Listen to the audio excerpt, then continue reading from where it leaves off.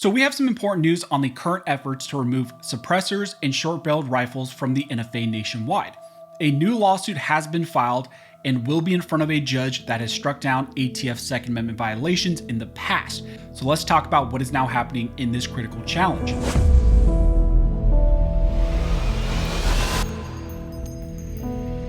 Now, before we jump into this video, if you guys want to support the channel, one of the best ways to do that, of course, is to subscribe to the channel.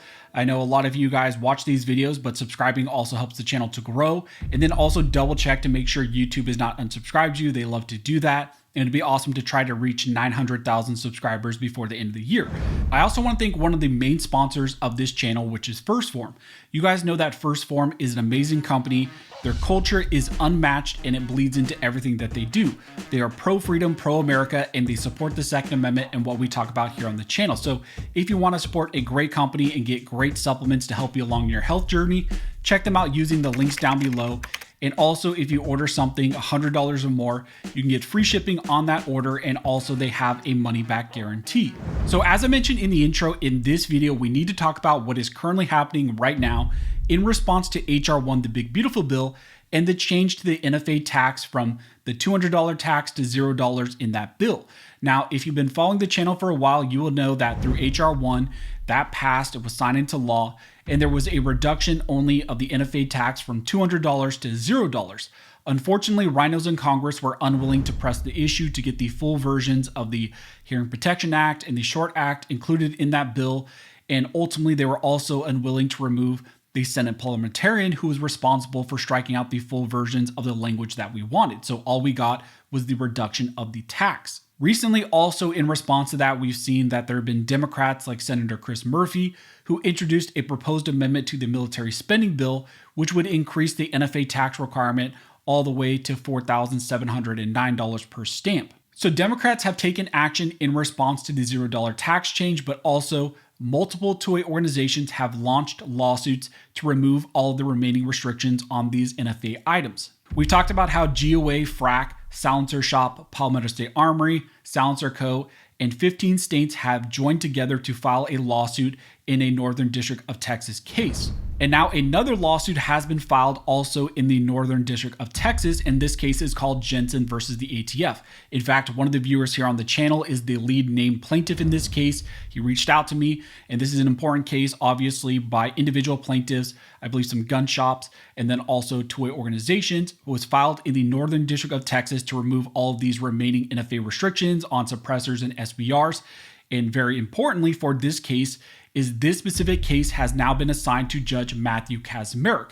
Now, you may remember that judge's name because in the past, he has issued rulings which have been very pro-2A, very favorable, especially against the ATF, and various restrictions like on the pistol brace rule, the 80%er rules. There were multiple cases that Judge Matthew Kaczmarek reviewed and ultimately ruled in a pro-2A way. Now, in this lawsuit filed by the plaintiffs, along with these toy organizations like FPC, CCR, KBA, and then also the Texas State Rifle Association, they argued that since there is no longer a tax on these items like suppressors, SBRs, SBSs, and AOWs, there is no longer a valid constitutional basis to further regulate these items under the NFA. In this lawsuit, they argue that suppressors are protected arms and that they are also used for lawful purposes by law-abiding individuals and for a variety of purposes like self-defense, and then also just recreational shooting, self-defense, and other reasons as well. They state in their challenge that a suppressor is a safe, effective, and commonly used device that decreases the noise level of a gunshot. Suppressors improve the experience and use of a firearm. They decrease the risk of permanent hearing damage, help protect the hearing of hunters and those nearby, reduce noise pollution from firearms discharges, make firearms training safer and more effective, increase the accuracy and ease of use for firearms by reducing felt recoil and shot flinch, and improve the effectiveness of firearms for self-defense and defense of one's home. They state that contrary to the representations in movies and television, suppressors do not reduce all sound from a gunshot and are rarely used by criminals. They argue also that SBRs are protected arms as well, and they're talking about suppressors and SBRs. Here they say that SBRs are also protected arms and they cannot be classified as dangerous and unusual items. They state in the arguments that short-barreled rifles plainly are arms under the plain text of the Second Amendment. Their use can only be restricted, therefore, if they are both dangerous and unusual. Short-barreled rifles are not dangerous and unusual weapons. The Constitution therefore guarantees the right of peaceable citizens to possess and use those items. This, along with the fact that the Big Beautiful Bill has now eliminated the tax on these items, on these protected arms, essentially means that the remaining NFA restrictions on those items should also be struck down, and that's what's being argued in this challenge. They argue that the NFA's registration and related requirements on untaxed firearms exceeds Congress's enumerated powers and are thus unconstitutional. Congress passed the NFA explicitly premised on, and the Supreme Court upheld the NFA as an exercise of Congress's taxing powers. As a result of the Big Beautiful Bill, nearly all of the firearms covered by the NFA, except for machine guns and destructive devices, are now untaxed, yet the comprehensive registration scheme to make, transfer, and receive or possess those firearms remains in effect. The individual plaintiffs here, along with the two-way organizations, are arguing that they are injured by the NFA's unconstitutional requirements. They state that plaintiffs are entitled to a declaration that the NFA's requirements to make, transfer, receive, possess, or otherwise use firearms untaxed under the NFA now, and any regulations implementing those laws exceeds Congress's enumerated powers and thus are unconstitutional both facially and as applied to these individuals.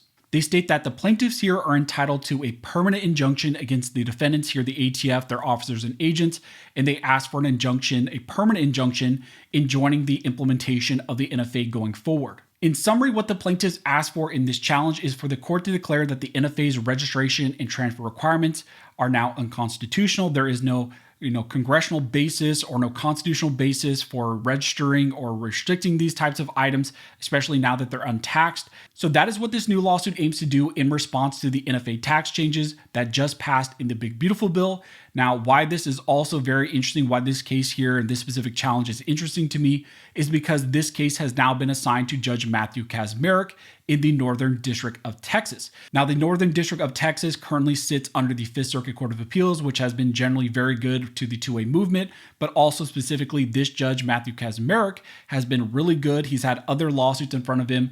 He's issued pro-two-way rulings in the past against the ATF, striking down ATF restrictions on pistol braces, 80%ers, and other issues as well. So this is a perfect judge for this type of case. He's probably one of the best judges that you could ask for, probably outside of Judge Reed O'Connor, who is also great in the Northern District of Texas. But, Judge Matthew Kacsmaryk is one of those judges that really understands the two-way movement. He understands firearms as well. He understands these ATF restrictions and regulations. He understands the NFA. He's dealt with them before in prior cases. So this is the perfect judge for this challenge.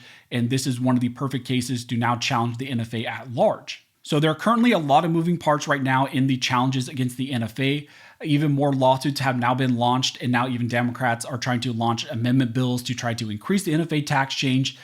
We have cases now currently in federal district courts, courts of appeals, and even 2 current cases seeking Supreme Court review dealing with short-barreled rifle restrictions and the whole NFA issues. It's going to be interesting to see how the Trump administration responds to this specific case based on what they've already said in some of these other NFA challenges, like at the Supreme Court level that we've talked about prior in some of these videos. Go back and watch those videos for the NFA challenges that are currently in the Supreme Court and how the Trump administration is dealing with this.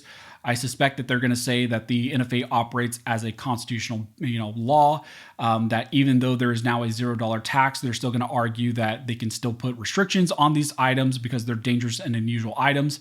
But we're going to have to wait and see essentially how they argue in these cases.